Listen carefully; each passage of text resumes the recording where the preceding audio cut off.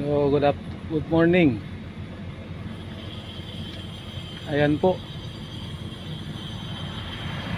So, panel breakdown po. Yan. Ang problema po, ito.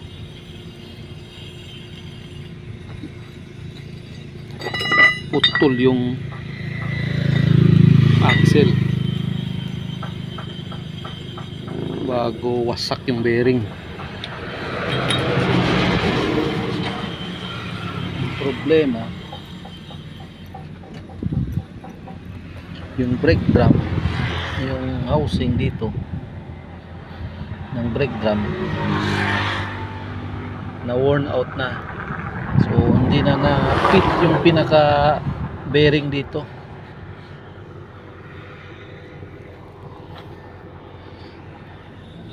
So worn out na talaga. Pwede ito i-machine shop, pwede ito, yan po, ano,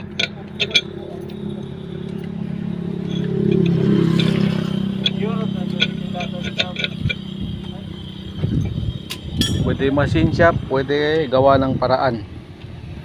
Kita nyo, ang problema nandito to sa gitna. Yan sa gitna, napakainit pa. So gawan ko lang ng paraan kasi sa tingin ko kayang kaya to.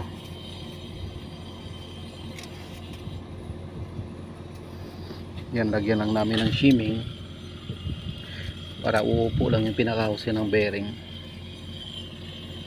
Paltasin oy. Sige po mga dyan. Ida, di mo? Shimming lang muna.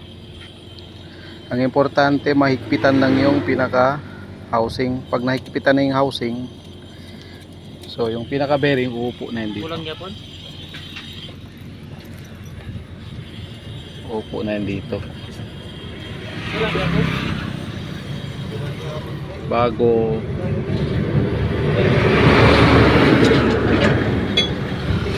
lagayan ng oil seal, itong housing ng differential na ribaba na. So, wala kaming access na kuryente dito para i-grind to, pero kinausap ko yung engineer. Ayan po, may generator tsaka may grinder, baka pwede ko to kausapin. Hiramin muna yung grinder. So ang hirap ng nangyari dito. So mabuti na lang walang nangyari masama sa mga kasama ko. So God bless na lang po sa work natin at sa araw-araw na hanap buhay natin. Salamat po.